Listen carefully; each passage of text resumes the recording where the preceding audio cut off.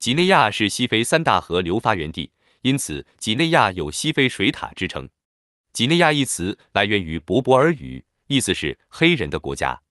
也有一种说法称，从前一位法国航海家到达西非海岸后，问当地的一位妇女这是什么地方，那位妇女不懂法语，她用当地语言表明自己是一名妇女。航海家误认为几内亚是当地的地名。几内亚是个历史悠久的国家，境内很早便有人类活动。因地处西非沿海地区，几内亚曾是西非多个帝国控制的边陲。13至16世纪，几内亚接受马里帝国的统治。在此期间，夫拉族开始大量切入境内，并在马里帝国灭亡后建立起3个神权国家。几内亚现有的国境是在19世纪由欧洲殖民者划定的。最早到达几内亚的是葡萄牙人，后来西班牙人、荷兰人、法国人、英国人接踵而至。1842年至1881年，法国殖民者在沿海和富塔贾龙地区与部落酋长签订了30份保护条约。1885年柏林会议后，几内亚被划入法国势力范围，称南方河流区隶属法属塞内加尔管辖。1904年，几内亚成为法属西非的一部分，在总督的领导下，几内亚被划分为29个行政区，每个行政区由1名行政区长领导。传统的酋长传承体系因此被打乱，他们逐渐成为法国殖民统治的工具。为了进一步掠夺和控制几内亚，1914年，法国修建了自科纳克里至康康的铁路。第2次世界大战后，几内亚民族独立运动蓬勃开展。1958年9月28日，通过公民投票，几内亚拒绝留在法兰西共同体内。尽管一些法国高级官员恳求与这个新国家进行谈判，但戴高乐拒绝和解。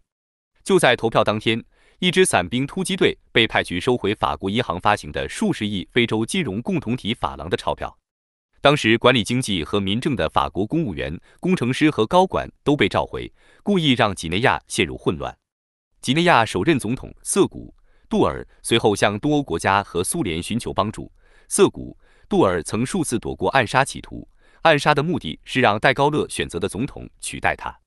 1960年，几内亚将金融、贸易、土地和钻石矿区收归国有。与此同时，几内亚与邻国科特迪瓦、尼日尔、塞内加尔和上沃尔特的关系日趋紧张。深陷殖民战争泥潭的葡萄牙于1970年组织军事登陆，试图推翻支持邻国普属几内亚和佛得角独立运动组织的瑟古·杜尔政权，但行动以失败告终。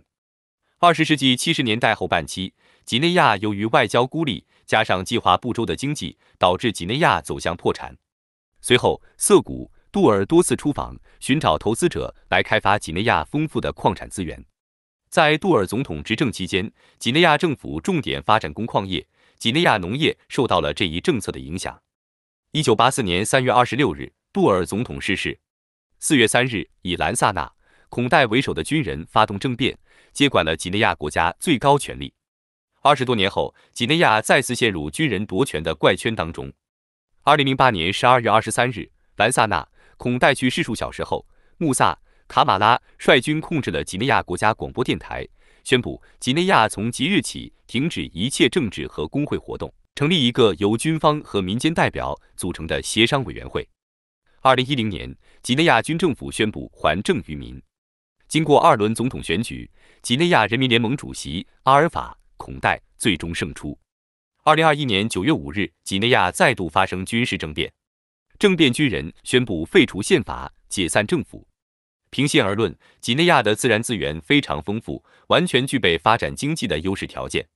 目前，几内亚境内以探明的铝土矿位居世界第一，铜、铀、钴、铅、锌等矿藏的储量也很可观，堪称坐在聚宝盆上的国家。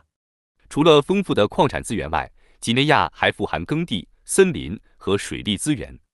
凭借丰富的地质资源，几内亚被誉为地质奇迹。毫不夸张地说，如果几内亚能够有效地开发利用好上述资源，完全有能力跻身中等收入国家行列。